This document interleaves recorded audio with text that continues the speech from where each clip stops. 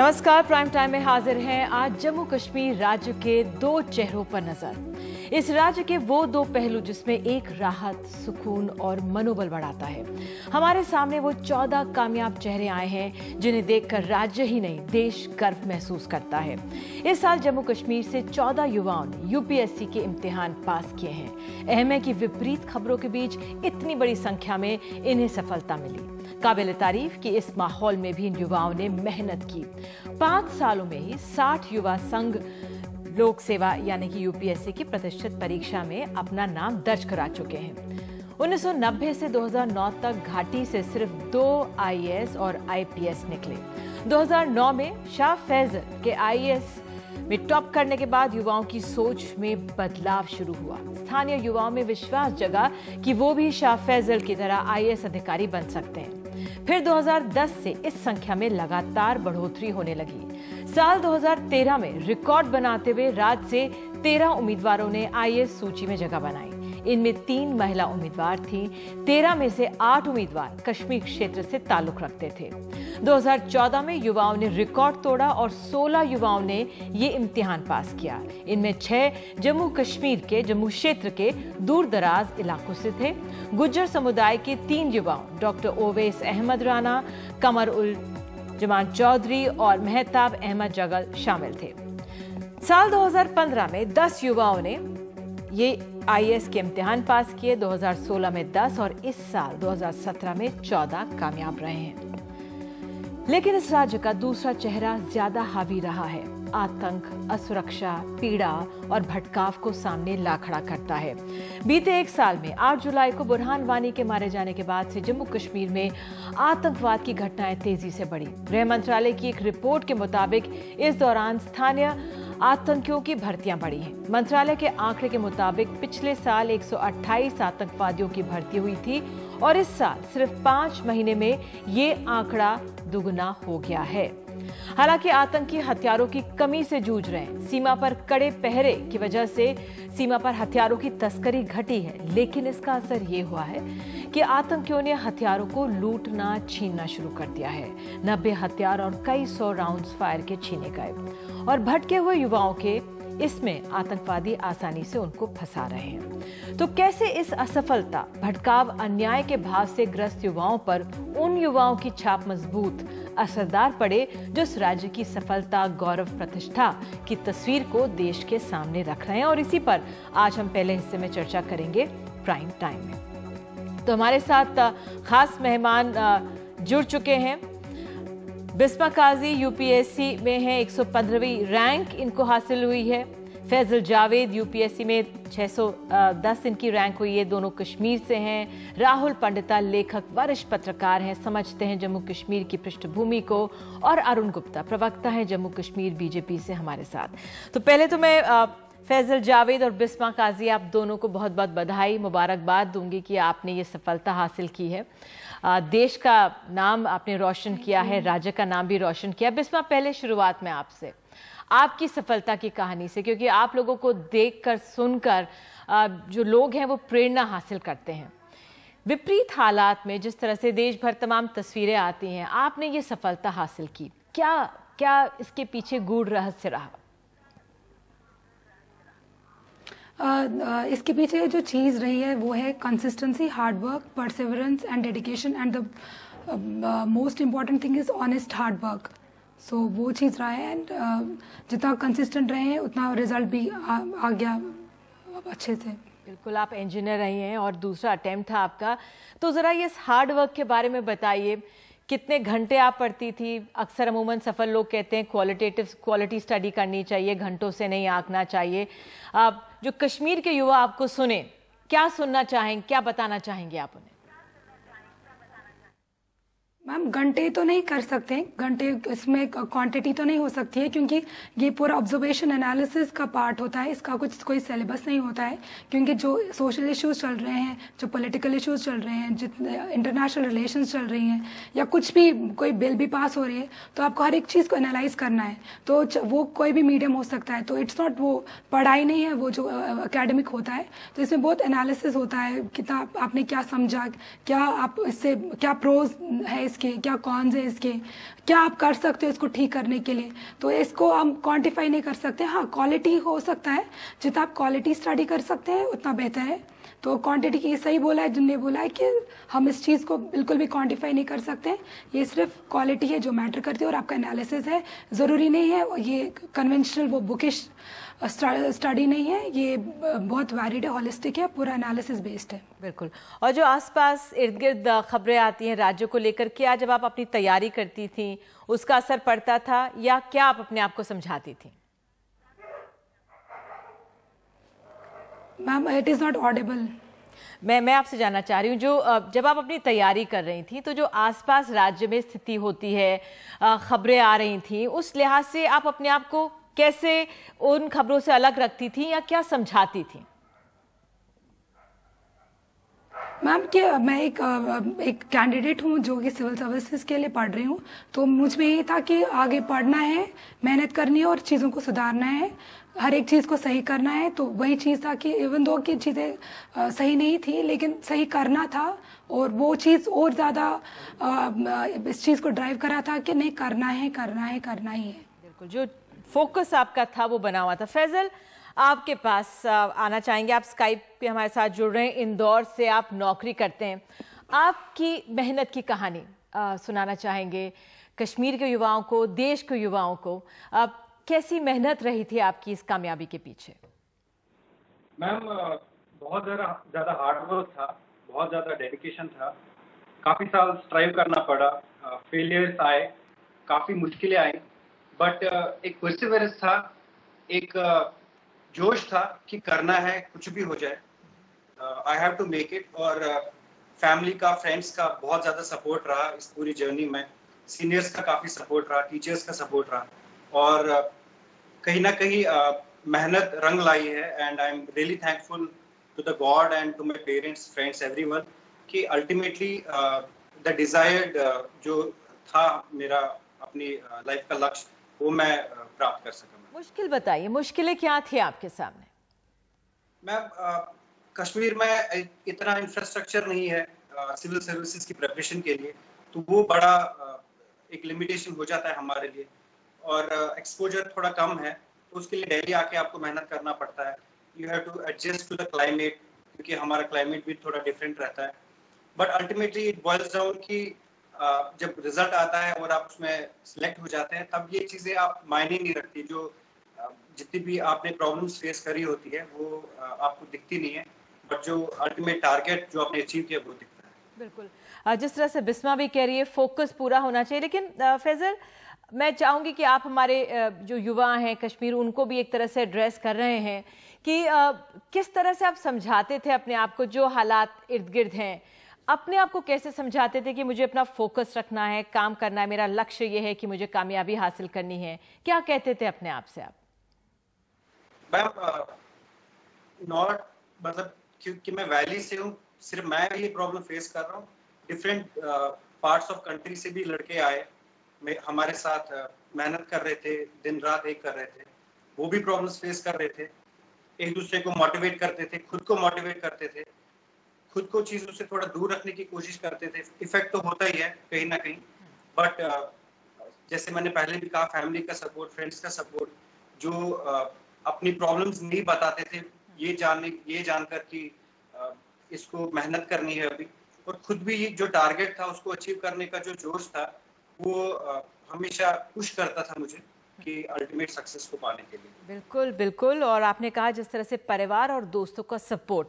राहुल पंडिता हमारे साथ मौजूद है। राहुल, आपने किताबें लिखी हैं, आप समझते हैं वहाँ पर आपकी नज़र में, क्योंकि जम्मू कश्मीर के दो चेहरे हमारे सामने हैं, ये सफलता के चेहरे दो हमारे सामने बैठे हुए हैं, लेकिन एक वो तस्वीरें जो लगातार अमूमन रोज़ न्यूज़ में आती रहती हैं, आप किस तरह से देखेंगे इस सफलता को? देखिए, कश्मीर में करीब 3 दशक से हालात बहुत ख़राब हैं।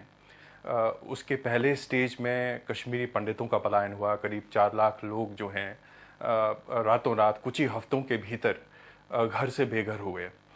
तो मेरी जनरेशन के लोग जो उस वक्त एग्जाइल में चले गए, उन्हें भी बहुत ही मुश्किलों का सामना करना पड़ा।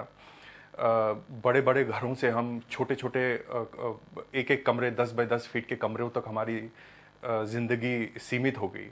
और जैसे मेरे एक दोस्त कह रहे थे कि वेदर उस ज़माने में 1990 में, मुझे याद है जब पहली बार हम इंडियन प्लेन्स में आए थे, हमें बिल्कुल आदत नहीं थी उस गर्मी की, और वो गर्मी हमारे सरों पर हथौड़े की तरह बज रही थी। तो उन मुश्किलों में कश्मीरी पंडितों ने उस वक्त पढ़ाई लिखाई की, अपने आप को ऊपर उठाया, और आज 99% जो कम्युनिटी है वो सक्सेसफुल हैं, वो इंजीनियर्स हैं, डॉक्टर्स हैं, और भी सफलता के नए नए आयाम छू रही हैं। दूसरी तरफ कश्मीर घाटी में भी अलग अलग मुश्किलों का सामना करना पड़ा लोगों को। पहले तो बदस्तूर हड़ताल चालू रही। 90s के दशक में क्रैकडाउन्स हुआ करते थे, सर्च एंड कॉर्डन ऑपरेशंस हुआ करते थे बहुत बड़े। तो महीनों महीनों स्टूडेंट जो हैं पढ़ाई नहीं कर पाए, और इसमें जो कुछ मेजॉरिटी कम्युनिटी के जो पढ़ा लिखा वर्ग है, और पढ़े लिखे से मेरा तात्पर्य सिर्फ ये नहीं है कि जिन्होंने किताब पढ़ी है, क्योंकि सिर्फ किताबें पढ़ने से या सिर्फ एजुकेशन से कोई फर्क नहीं पड़ता, क्योंकि अगर उससे फर्क पड़ता तो बुरहान वानी के पिता जो एक हेडमास्टर हैं, वो अपने जो उनके बेटे ने जो रास्ता इख्तियार किया उसको कभी सपोर्ट नहीं करते। तो जो ज़हनी तौर पर एक तालीम होती है, उस तरह के जो लोग थे कश्मीर में, उन्होंने भी समझा कि यहाँ पर उस तरह की तालीम हासिल नहीं हो सकती, तो कई लोगों ने अपने बच्चों को बाहर भेजा। वहाँ पर अपॉर्चुनिटीज़ कम है। अगर आप सिविल सर्विसेज एस्पिरेंट है, जैसे मेरे एक दोस्त कह रहे थे कि वहाँ पर अपॉर्चुनिटीज़ कम है, जैसे यहाँ ट्यूटोरियल्स हैं, बहुत तरह की फैसिलिटीज़ स्टूडेंट्स अपना सकते हैं, उस तरह की फैसिलिटीज़ कश्मीर में नहीं है। तो ये अपने आप में उन कंडीशंस में सिविल सर्विसेज को क्रैक करना, यूपीएससी के इतने बड़े टफ एग्जाम को क्रैक करना, ये बहुत ही सफलता की बात है। और मैं आशा करता हूं कि ये लोग जो हैं शाह फैसल के बाद एक एग्जाम्पल क्रिएट करेंगे, और जो लोग यूनिवर्सिटीज में जाते हैं उनको मोटिवेट करेंगे कि वो यूनिवर्सिटी में पाकिस्तान और आईसिस का झंडा फहराने ना जाए, बट प्रोग्रेसिव आइडियाज और डेमोक्रेसी और डेवलपमेंट का झंडा फहराना जाए। बिल्कुल राहुल, आपने एक बहुत मार्मिक बात कही जो कश्मीरी पंडितों की, कि वो भी अपना घर छोड़कर यहाँ पर आए और 3 दशकों से यहाँ पर उन्होंने नाम कमाया, बड़े ओहदे पाए। आप भी उसमें से एक शामिल हैं। और आज ही हम महबूबा मुफ्ती जो मुख्यमंत्री हैं, खीर भवानी का कल वहाँ पे एक बहुत बड़ी पूजा होनी है, और आज वो भी खुद वहाँ पर गईं, और किस तरह से उन्होंने आज वो बयान दिया है कि जो कश्मीरी पंडित वापस आए, अमन लौटे। तो बहरहाल ये राहत भरे बयान आते हैं, लेकिन जो हमारे युवा, एक वो युवा भी हैं, एक कामयाब युवा, क्योंकि वो एक प्रतिष्ठित इम्तिहान जो हमारे देश का उसको पास करते हैं, लेकिन वो पढ़े लिखे युवा भी हैं, और वो आंकड़े सुनकर मैं चिंतित, क्योंकि वो पीएचडी हैं, एमफिल हैं, डबल ग्रेजुएट्स हैं, वो आतंकवाद की तरफ झुक रहे हैं। और जो आज ये आंकड़े आया कि किस तरह से 5 महीनों में, इस साल के 5 महीनों में ही पिछले साल के आंकड़े से ये इंटरनल रिक्रूटमेंट जो है आतंकवाद की तरफ बढ़ा है, वो भी स्थानीय बच्चों का, स्थानीय लड़कों का जो इतने पढ़े लिखे हैं। राहुल, ये क्यों? देखिए, कोई नई बात नहीं है। जैसा कि मैंने अपने पहले स्टेटमेंट में कहा, सिर्फ फॉर्मल एजुकेशन से बात बनती तो ओसामा बिन लादेन कभी आतंकवादी नहीं बनता। ओमार शेख जो लंदन स्कूल ऑफ इकोनॉमिक्स का पढ़ा हुआ है, जिसे भारत सरकार को 1999 में IC-814 विमान के हॉस्टेजेस के बदले में छोड़ना पड़ा, तो उस तरह के रेडिकलाइजेशन लोग कभी नहीं होते। तो इस तरह के लोग भी कश्मीर में हैं, जो कुछ थोड़े बहुत सेक्शंस जो हैं, पढ़े लिखे सेक्शन जो है, वो भी आतंकवाद की तरफ उनका अट्रैक्शन हुआ है। लेकिन मैंने जैसे कहा कि जो लोग जिनकी जहनी तालीम भी पूरी है, वो शायद भारत से प्यार ना करते हों, लेकिन उनको मालूम है कि उनका मुस्तकबिल जो है, जो फ्यूचर है, वो भारत के साथ है। और किसी भी यूटोपिया को, जो ये आज़ादी का यूटोपिया है, जो ये सेपरेटिज्म का यूटोपिया है, जो कभी हासिल नहीं हो सकता, और जो इतने हजारों लोगों की लाशों पे जो खड़ा किया, उनके खून की कुर्बानी देकर जो एक ये नकली आइडियोलॉजी, फेक आइडियोलॉजी खड़ी की गई है, तो इसका अंत जो है वो हमेशा बुरा होगा, वायलेंस का अंत कभी बुरा होगा। तो फ्यूचर जो है, फ्यूचर यही नौजवान लोग हैं जिन्होंने सिविल सर्विस को क्रैक किया। मैं आपको बता दूं कि जब 1990 में आतंकवाद शुरू हुआ तो इंडियन स्टेट जो एडमिनिस्ट्रेशन थी, सिविल एडमिनिस्ट्रेशन, पुलिस एडमिनिस्ट्रेशन जो थी, कंप्लीटली कोलैप्स कर चुकी थी। इनफैक्ट पुलिस के काफी सारे जो एक सिग्निफिकेंट सेक्शन जो था वो मिलिटेंट्स के प्रति सिंपैथेटिक था। लेकिन लेट 90s में जो कश्मीर से आईपीएस और कश्मीर पुलिस सर्विसेज के जो नौजवान निकले, यही वो लोग हैं जिन्होंने बाद में आतंकवाद का बैकबोन वहां तोड़ दिया। बिल्कुल बिल्कुल। तो इसी लेगेसी को आगे ये लोग बढ़ाएंगे, शाह फैसल जैसे लोग बढ़ाएंगे और मेरे नए दोस्त बढ़ाएंगे। बिल्कुल। हमारे साथ अरुण गुप्ता भी मौजूद हैं, जम्मू कश्मीर के बीजेपी के प्रवक्ता हैं। अरुण जी, दो कामयाब हस्तियां आपके सामने मौजूद हैं जो अभी फिलहाल आईएएस का इम्तिहान उन्होंने, एक यूपीएससी का इम्तिहान उन्होंने क्लियर किया है। आपसे जानना चाहेंगे, आप किस तरह से देख रहे हैं इस दोनों तस्वीरों को, क्योंकि आज ही दो तस्वीरें एक तरह से सामने आई है जो सरकार ने बताया है कि जो आंतरिक तौर पर स्थानीय जो बच्चे रिक्रूट कर रहे हैं आतंकवाद की तरफ, वो दुगने हो गए। सबसे पहले हमारी तरफ से, भारतीय जनता पार्टी की तरफ से हमारे बच्चों को बहुत बहुत मुबारक। उन्होंने हमारा एक ऐसा काम किया जिससे हमारा सिर गर्व से ऊपर हुआ है। इसके दो पहलू हैं। एक पहलू में अगर हम बात करें तो हमारा वो मिसगाइडेड यूथ है जो आज एक उसको एक्सप्लॉइट किया जा रहा है, एक उसको मज़हब के नाम पे एक्सप्लॉइट करके, और वो लोग उसको एक्सप्लॉइट कर रहे हैं जिनके अपने बच्चे वहाँ नहीं पढ़ते, अपने बच्चे उनके बाहर पढ़ते हैं क्योंकि वो उनका फ्यूचर से ही चाहते हैं। तो उनकी जो एक्सप्लॉयटेशन है, जिस तरह उन्होंने उनको बर्बाद किया है, जैसे वो उनके साथ जो भी करते हैं, वो एक ज़्यादा बड़ी सेक्शन है जो हमारे यूथ की जो है खराब हो रहा है।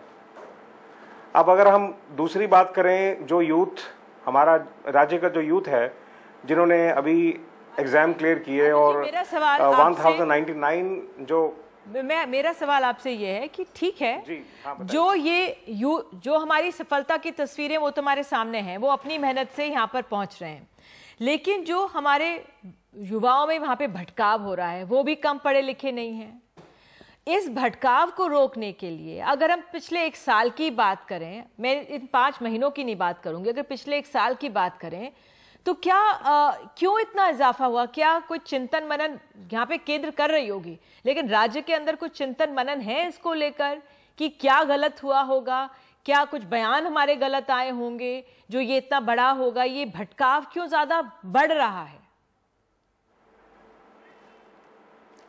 इसमें अगर हम पूरी गहराई में जाएं तो शायद 1 साल का आंकलन करना ठीक नहीं होगा। इसको आपके पीछे काफ़ी साल पीछे जाना पड़ेगा समझने के लिए कि जो पीछे सरकारें रही हैं, उन सरकारों ने अपने छोटे छोटे मफादों के लिए जो काम किया है और जिस तरह इस चीज़ों को ख़राब किया है, वो बहुत ही ऐसी स्टेज पे चीज़ों को ला के खड़ा कर दिया जहाँ से चीज़ें बहुत ख़राब हो चुकी थी। अब जो पिछले साल में 1 साल में जो पीछे हुआ है, जिसमें हमारा जो कश्मीर का यूथ है वो इन्वॉल्व हुआ है, पढ़ा लिखा यूथ इसमें इन्वॉल्व हुआ है, वो एक बेसिकली बड़ा सीरियस कंसर्न है, हमारे लिए भी बहुत सीरियस कंसर्न है वो। और अगर आप ये कहें कि इसमें सरकार का कोई ऐसा बयान है या सरकार ने कोई ऐसा काम किया है जिससे वो आए, ये अचानक नहीं होता। आप मेरी बात मानेंगी कि इस तरह के जो काम हैं वो अचानक नहीं होते। एक लंबी सी बहुत सालों से किसी पे काम किया जा रहा होता है और उसका कहीं ना कहीं एक चीज़ें निकलती हैं। लेकिन मैं ये ज़रूर कहना चाहूँगा कि वहाँ के जो लोग इसको चलाते हैं, जो ये हुर्रियत के लोग जो इन सब बच्चों को वहाँ पे मज़हब के नाम पे ख़राब करते हैं, सोचने वाली बात उन बच्चों के लिए, उनके माता पिताओं के लिए और उन बच्चों के लिए जिन्होंने आज ये क्लियर किया है एग्ज़ाम, ये बहुत सोचने की बात ये है कि क्या ये लोग जो हमें एक्सप्लॉइट करते हैं, हमारे बच्चों को एक्सप्लॉइट करते हैं, क्या ये बिल्कुल वो काम कर रहे हैं जो इनको करना चाहिए? और जब इनके अपने बच्चों की बारी आती है तो अपने बच्चों को ये बाहर भेज देते हैं, देश के बाहर भेज देते हैं। समझना हमें जम्मू कश्मीर के निवासियों को ही समझना चाहिए। अरुण जी, ये तर्क सही है, लेकिन ये पिछले साल का तर्क है। इस साल बदलाव ये आया है कि जो युवा भटक रहे हैं उनको राज्य सरकार की तरफ से जरूरी नहीं है कि जाहिर तौर पर सामने कदम रखे जाए, लेकिन ऐसा क्यों है कि भटकाव इतना बढ़ गया है? क्यों हिजबुल, लश्कर, जैश-ए मोहम्मद, हरकत-उल जिहाद इस्लाम, ये तमाम तंजीमों के साथ मिलकर अब काम कर रही हैं और हमारी जो राज्य सरकारें हैं या जो भी तमाम एजेंसियां होती हैं वो इसको नहीं समझ पा रही हैं, वो इसको कंट्रोल नहीं कर पा रही हैं? नहीं, ऐसा नहीं है कि वो इसको समझ नहीं पा रही या उनको इस चीज़ की सिचुएशन का समझ नहीं है, ऐसा नहीं है, क्योंकि सरकार तो सरकार ही होती है और एजेंसीज का जो काम है वो करती हैं।